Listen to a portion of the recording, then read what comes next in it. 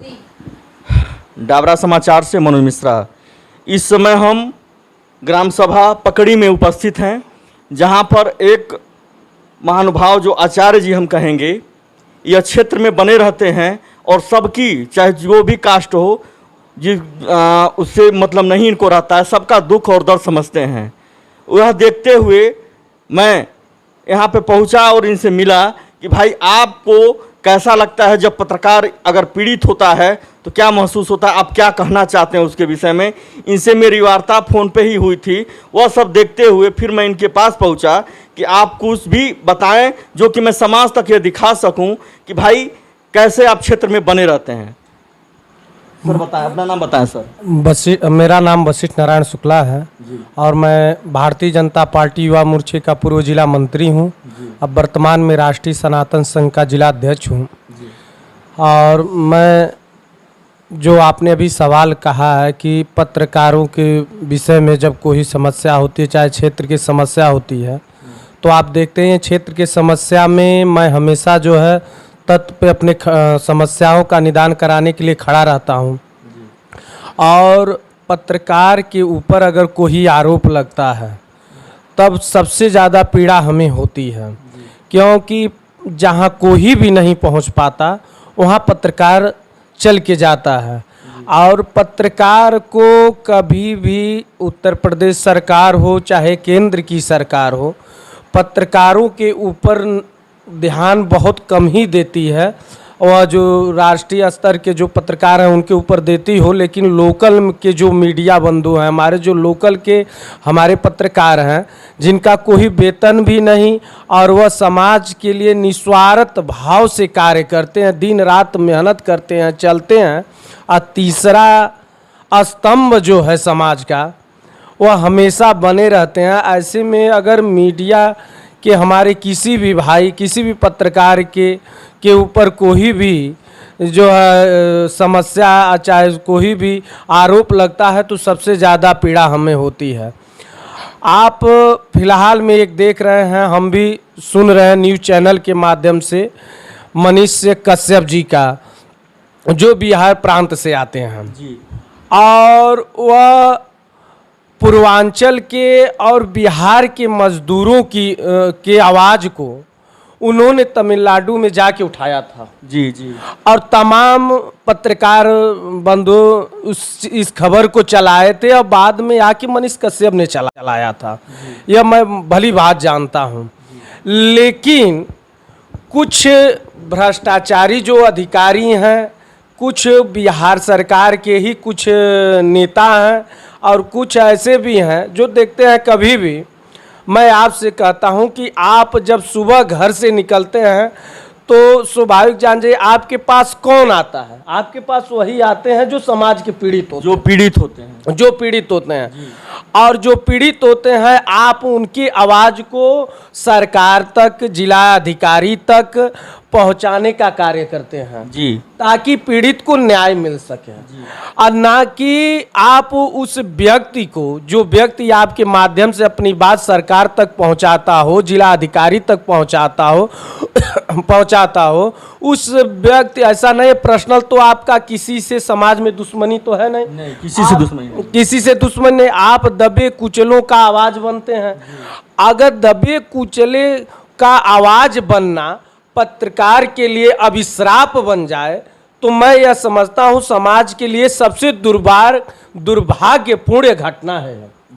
और आज मनीष कश्यप के साथ जिस तरह का बिहार सरकार और तमिलनाडु सरकार जो रवैया है, यह कहीं ना कहीं बहुत ही दुर्भाग्य है और निंदनीय है।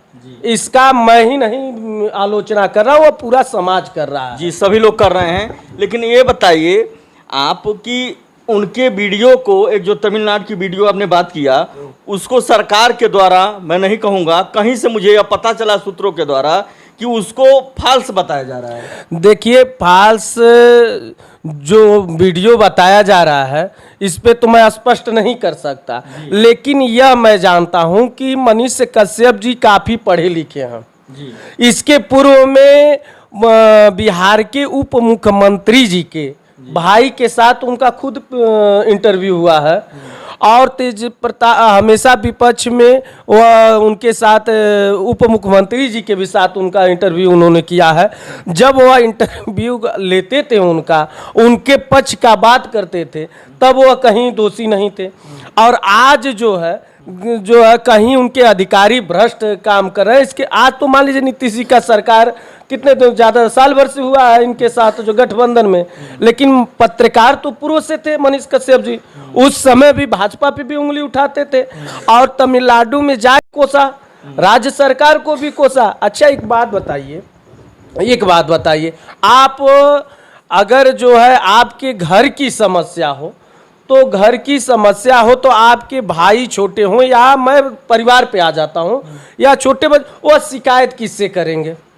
वह स्वाभाविक है आपसे शिकायत करेंगे। जी, करेंगे। लेकिन केंद्र सरकार का पूरा भारत है, माननीय प्रधानमंत्री जी के जितने भारत में नागरिक हैं वो सारे उनके हैं और सब लोग उनसे मिल नहीं पाएंगे। वह चाहेंगे कि हम आपके पत्रकारिता के माध्यम से, आपके न्यूज के माध्यम से हमारी आवाज प्रधानमंत्री तक जाए, हमारी आवाज मुख्यमंत्री तक जाए। अगर मुख्यमंत्री तक हमारी आवाज जाती है और मुख्यमंत्री जी हमारे आवाज को सुनकर हमारे समस्याओं का निदान करते हैं, समस्याओं का निदान न करके ये आश्वासन ही दे देते हैं कि चलिए इस पे मैं कठोर कदम उठाऊंगा, तो इससे जनता का भी मनोबल जो है बढ़ जाता है और पत्रकार का भी मनोबल बढ़ जाता है कि मेरे आवाजों को ऊपर के अधिकारी और हमारा जो है शीर्ष नेतृत्व इसको देख रहा है, अमल कर रहा है। लेकिन ऐसा ना करके अगर पत्रकार के ऊपर हम मुकदमा दर्ज करवा देते हैं तो यह तो गलत है। यही होता है आज के डेट में। मैं बता दूं आचार्य जी, अगर पत्रकार सबकी बातों को रखता है, सरकार तक पहुंचाता है, ऊंच नीच दिखाता है, तो उसके आवाज को लोग दबाते हैं।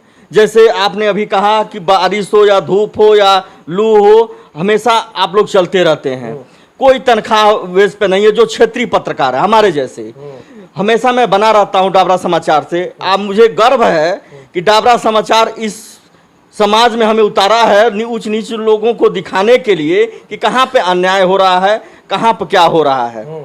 ठीक है, और आप जैसे लोगों, महानुभाव लोगों को समाज के द्वारा यह दिखाने के लिए कि आपके मन में क्या है आप जाहिर करें कि आपके अंदर दर्द कितना है पत्रकारों के लिए और समाज के लिए और जो भी गरीब कुचले दबे लोग हैं उसके लिए।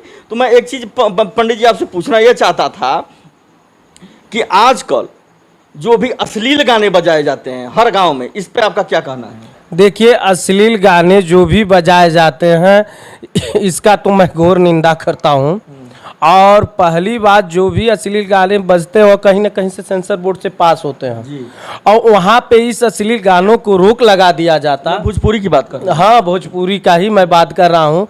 अगर रोक लगा दिया जाता तो शायद कितने जगह विवाद से हम बचते। जैसे एक गाना चला है, आप देखते ही हैं, एक गाना चल रहा है कि चमरा बबुआनन में दम बा, पंडितानंद, मैं एक को नहीं सबको करा, सबको किसी जाति धर्म से आपसे नहीं मतलब है। मेरे लिए सारे जो है बराबर है, क्योंकि मैं सनातन धर्म प्रेमी हूँ। मैं सिर्फ सनातन में सारे हिंदू भाई हमारे हैं, अब मैं किसी का विरोध नहीं करता। आपके कहने का मतलब यह है कि कोई भी कास्ट हो, कास्ट को लगा के गाना न गाया जाए।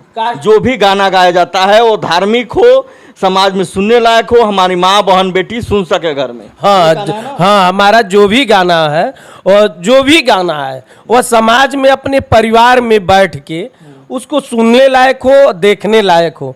आप एक चीज और देख रहे हैं, जैसे तमाम यूट्यूबर चैनल हैं और हम भजन सुन रहे हैं, भजन में गलत तरीके का जो है तुरंत प्रचार आता है, जो मैं अपने मुख से भी नहीं कह सकता। इन तमाम चीजों पे रोक लगना चाहिए। ये छोटी छोटी चीजें परिवार को बिगाड़ती भी हैं और अच्छे ढंग से बिगाड़ती हैं। देखिए, पहला परिवार में चाहे समाज का जो दूरदर्शन है, इस पे छोटे बच्चे बहुत तेजी से आकर्षित होते हैं और उसमें की जो अच्छाइयाँ हो उनको न ग्रहण करके बुराइयों को तुरंत ग्रहण करते हैं। तो उन बुराइयों को हम समाज में फैलने न दें, इस पे सरकार को निरंतर ध्यान देना चाहिए, सांस्कृतिक मंत्री को इस पर निरंतर ध्यान देना चाहिए। लेकिन आज देख रहे हैं ऐसा हो रहा है। ऐसा नहीं हो रहा है। हमें तो ये लग रहा है कि अगर समाज से अगर पैसा सरकार को लाभ हो रहा है तो उस पर वो अनदेखी कर देती है। जैसे हम कहेंगे अपने सूत्रों के अनुसार यह देखा जाता है कि जगह जगह बहुत से गलत चीज़ हो रहे हैं, लेकिन सरकार उस पर अनदेखी कर देती है। ठीक है, जगह जगह दाम बढ़ रहे हैं हर चीज़ के, जगह जगह मनमाना लोग टैक्सी स्टैंड पे लोग रेट ले रहे हैं, हर चीज़ है, उसके बाद कहते हैं महंगाई बढ़ गई है, लेकिन इस पर सरकार मौन है, किसी का ध्यान नहीं जाता है। उसी के द्वारा मैं ये भी कहूँगा जो समाज में गाना बजता है, अभी आपके द्वारा ये कहा गया है कि समाज में जो गाना बजता है, क्या शासन और प्रशासन को यह नहीं सुनाई देता है? देखिए, जो समाज में गाना बजा शासन प्रशासन को बखूबी सुनाई देता है, लेकिन वह इस पे ध्यान नहीं देते हैं। इसलिए नहीं देते, उनका कहीं ना कहीं से लाभ होगा। उनको यह लगता होगा मैं इसका विरोध करूंगा तो मेरा क्षति हो जाएगा। क्षति नहीं हो जाएगा, एक दिन यह कैंसर का रूप पकड़ लेगा, पकड़ ही रहा है, पकड़ लेगा। और आप दूर मत जाइए, अभी चंद दिनों का बात है, नरहनपुर में एक ब्राह्मण के वहां बारात आती है, और वहां सुनने में यह भी आता है कि वहां होलिका तक बात आती है, तो यही गानों के ही ऊपर लेके चल के घोर विवाद हुआ था। यह शायद इस घटने को आज से आप अवगत होंगे। और उसमें सिर्फ एक वर्ग को खुश करने के लिए वर्तमान थाना अध्यक्ष को लाइन हाजिर किया जाता है, दिलीप कुमार पांडे जी को। और इस पे हम उस समय भी निंदा किए थे। मैं यह कहता हूं कि अगर कानून तेजी से अपना काम करना शुरू कर दे तो कहीं अराजकता तत्व फैलेगा ही नहीं।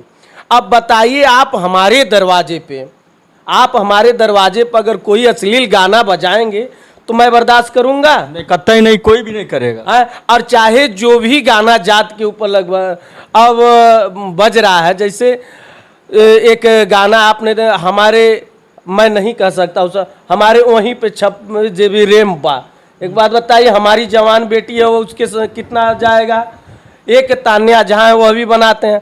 और जब इनके ऊपर जैसे केसारी लाल बजाते थे कि पूजवा, मैं कई गानों को सुना हूँ, जैसे बहुत से ऐसे गाने हैं जो कि किसका कोई नाम रखे किसका, लेकिन जब वही गाना किसी छोटा कलाकार उनके ऊपर गा देता है तो उनको दुख लगता है और उसके ऊपर कार्रवाई, उसके ऊपर एफआईआर होता है और उसको पकड़ के लोग मारते भी हैं। तो बताइए, यह भारत के संविधान का बात करते हैं जो भी हैं, हाँ, भारत के संविधान का लोग बात करते हैं। जब बात दूसरे पे हो तो संविधान को जो है लोग लगते हैं कोसने, और जब वही गलती अपने करते हैं तो फिर संविधान को नहीं कोसते हैं। मैं संविधान विरोधी नहीं हूं। और आज देख रहे हैं आप, एक राज्य नेता जो भारत के सबसे बड़े सदन में बैठता हो, वह कहता है कि नारा लगाता है रामायण पे, गीता पे। आपने देखा स्वामी प्रसाद मौर्य जी ने, जो उत्तर प्रदेश के हमारे कैबिनेट मंत्री रहे और बहन जी के जो पार्टी है बसपा के राष्ट्रीय अध्यक्ष से प्रदेश अध्यक्ष तक रहे, उत्तर प्रदेश के कई जिलों में वह प्रभारी भी रहे, उन जैसा व्यक्ति आज कह रहा है कि मिले मुलायम काशी राम, हवा में उड़ गए जय श्री राम। एक बात बताइए मनोज जी, क्या आप राम से तुलना कर पाएंगे कि किसी का? नहीं, किसी से कोई तो तुलना कर पाए। और राम के मानने वालों से आ रहे हैं, कई मंचों पे आपने हमको देखा। मैं कभी भी विरोध किया नहीं, कोई भी धर्म हो, विरोध करना ही नहीं चाहिए। सबका अपना अपना जात है, सबका अपना अपना धर्म है, अपने सिस्टम के अनुसार लोग चल रहे हैं, अपने सिस्टम के अनुसार भक्ति भावना कर रहे हैं। मैं यह कहता हूं कि आपको अगर अल्लाह में ही जो ईश्वर दिखाई देते हो, खुशी है। अरे आपने एक भोजपुरी में कहावत सुना होगा, हमारे वहाँ बाबा दादा कहते थे, नदिया एक घाट बहु तेरे। नदी तो एक ही है, लेकिन घाट अलग अलग है। सरजू जी अयोध्या जी हैं, सरजू जी गोला में भी हैं, सरजू जी बरहल में भी हैं, सरजू जी विंध्याचल में भी हैं, सरजू जी हर जगह हैं, लेकिन उनका देखने का नज़रिया लोगों का अलग अलग है। लेकिन एक बात बताइए, कश्यप जी के ऊपर वहाँ राजका लगता है, लेकिन यहाँ मौन धारण क्यों है? यहाँ मौन धारण क्यों है? राष्ट्र हमारा जो है सबसे, भारत का सबसे पहला धर्म राष्ट्रीय सनातन धर्म है।